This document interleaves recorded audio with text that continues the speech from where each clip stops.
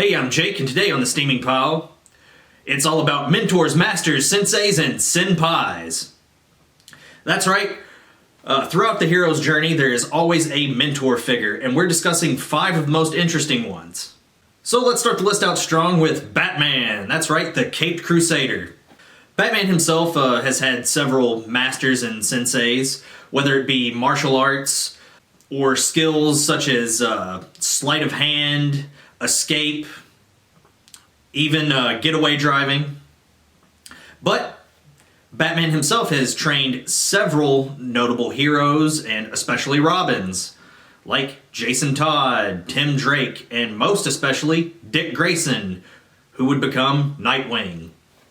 And Batman would rank higher on this list if it wasn't for the fact that almost every student that he's had, at some point or another, has had some sort of grudge with him.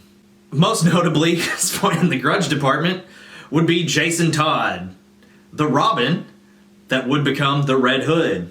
Why does Jason have a grudge against Batman? Well, because during his tenure as Robin, he was beaten to death by the Joker with a crowbar, and he might have survived that if a bomb, for good measure, had not gone off and finished the job, minutes or seconds before Batman could actually get to the scene of the crime and rescue him.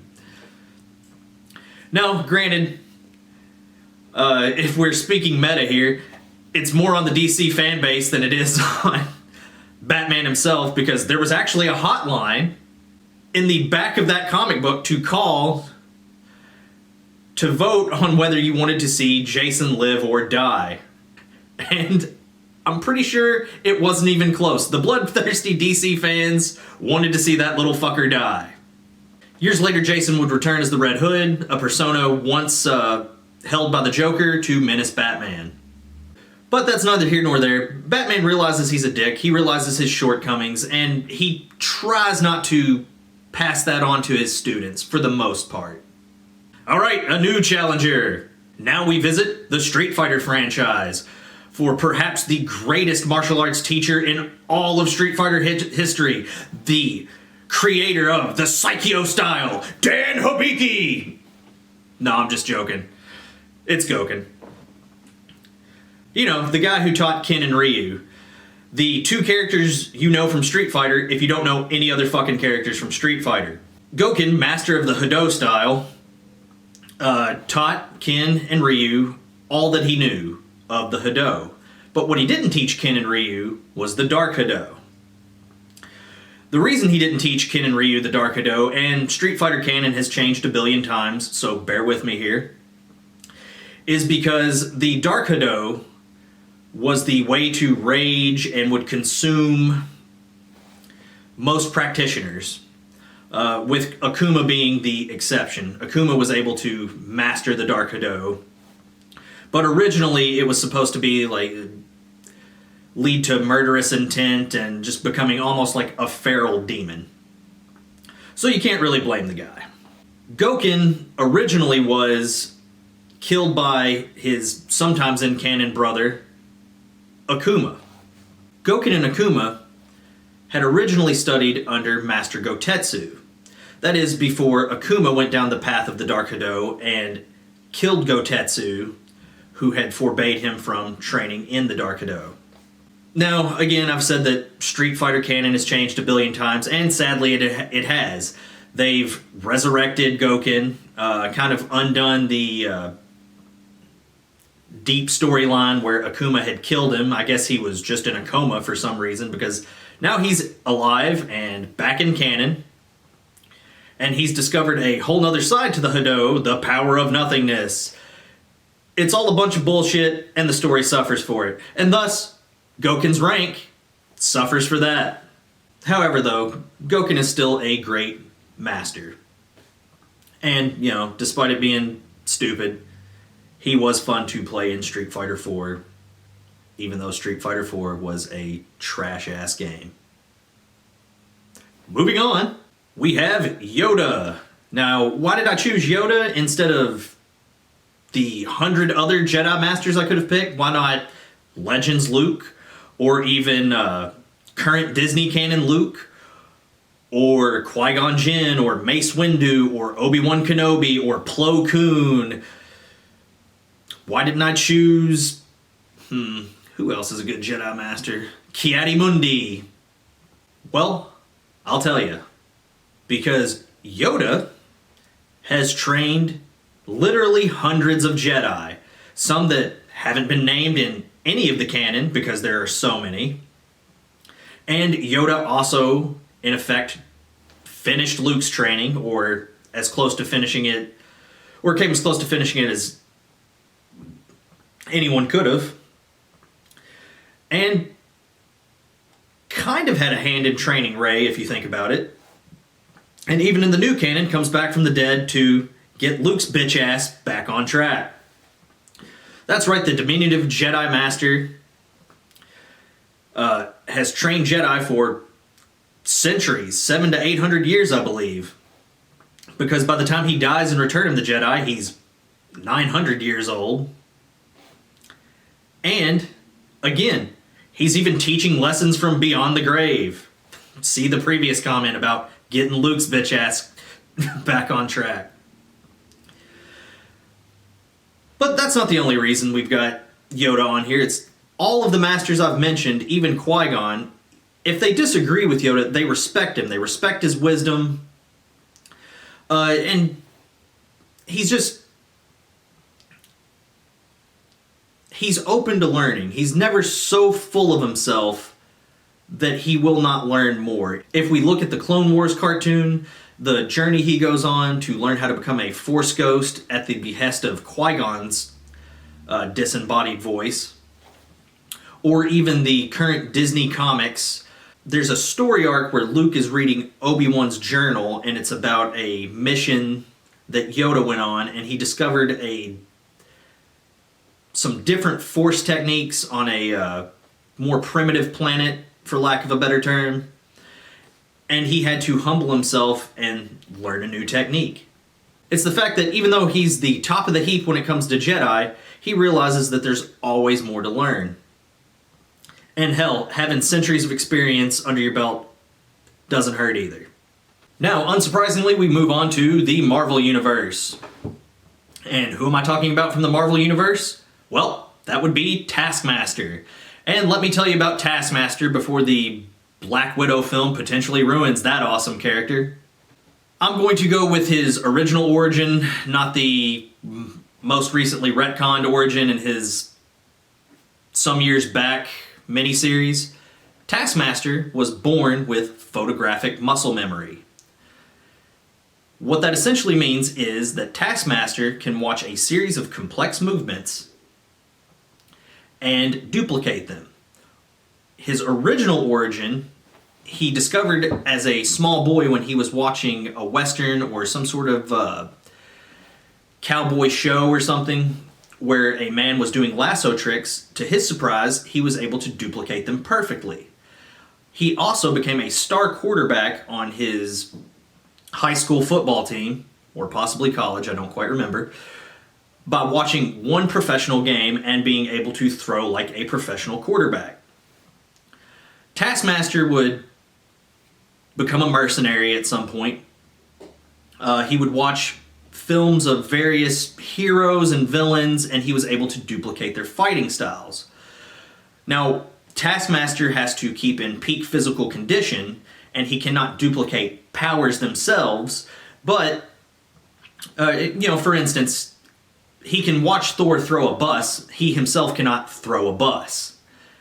But when it comes to people like Bullseye or the Punisher or even Daredevil's acrobatics, those aren't superhuman in nature, and he can perform those acrobatic moves, as well as even Spider-Man's. He may not be able to jump the heights that Spider-Man can, but he can duplicate the flips.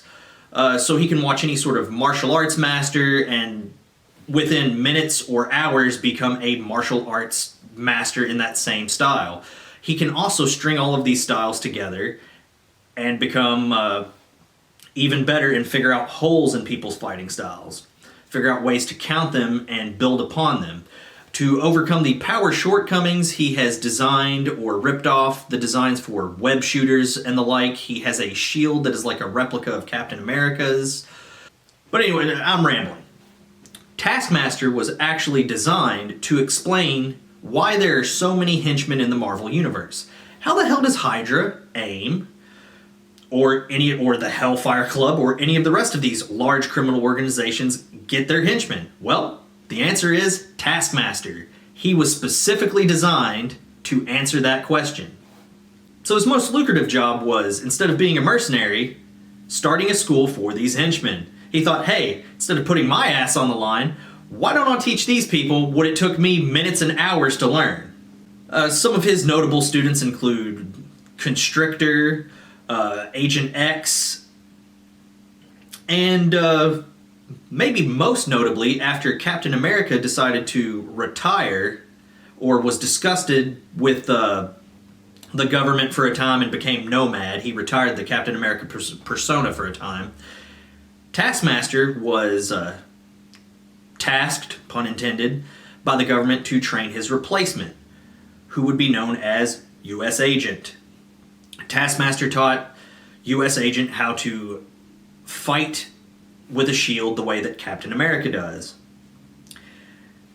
And honestly, U.S. Agent is a super right-wing militaristic piece of shit. He's what everybody who has no idea how Captain America actually is thinks Captain America actually is. He's a right-wing, the U.S. can do no wrong, piece of shit government lapdog. A bootlicker, essentially. But a notable student, and he's been a member of the Avengers on multiple occasions. And also, hey, the reason Taskmaster ranks so high on this list is because in one of his first appearances, when the Avengers discovered his school, he was able to, in a roundabout way, defeat the Avengers, or at least escape by having countermeasures in place to fight off a fairly good roster of the Avengers, which included Thor, Iron Man, and Captain America at the time. Granted, he didn't kill or completely incapacitate them, but he was able to go toe-to-toe with each one of them and escape without being arrested. Now, lastly, we come to number 1 on our list. And it should come as no surprise, Master Roshi, the Turtle Hermit himself. And why Master Roshi? When there are so many Dragon Ball through Dragon Ball Super trainers? Well, because Master Roshi wasn't just the first guy to teach Goku, but arguably taught Goku his most versatile technique, the Kamehameha Wave. It's been used to defeat countless villains, and not always by Goku himself. Without Master Roshi, the inventor of the Kamehameha Wave, Gohan never would have defeated Cell, because there would be no Kamehameha for Goku to teach Gohan. And let's be honest, Master Roshi probably had the most entertaining training arcs when it came to teaching Goku and young Goku and young Krillin during Dragon Ball. And not just that, but the old pervert has actually become relevant again. He's starting to have fights in Super. He's somehow increased his power to be on par with the rest of the Z fighters outside of the Saiyans.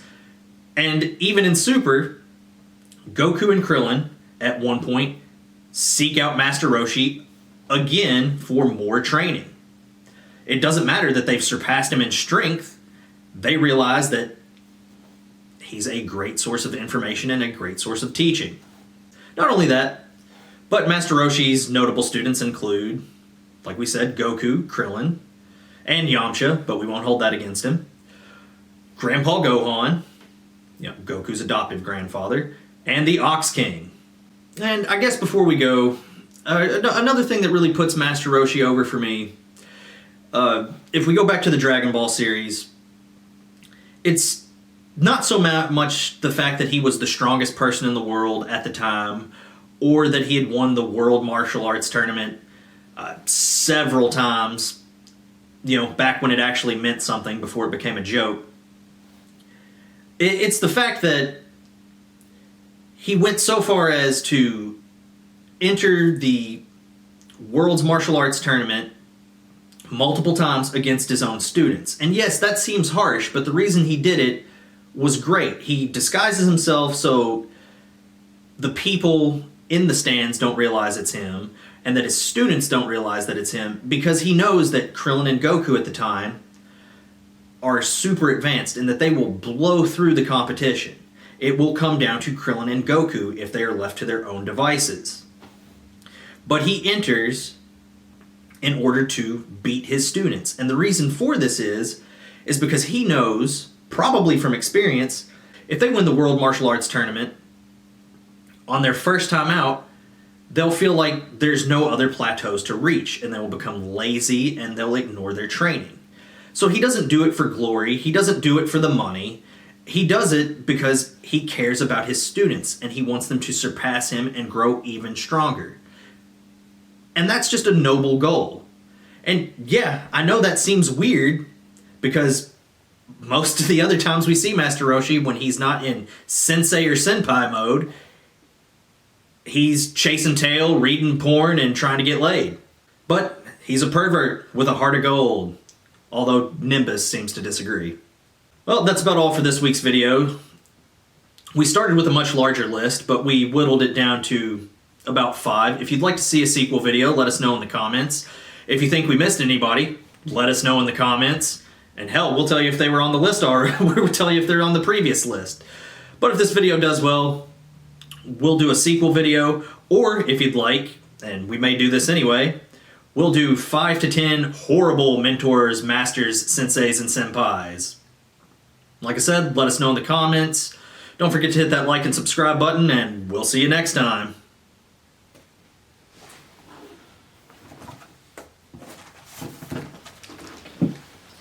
Alright.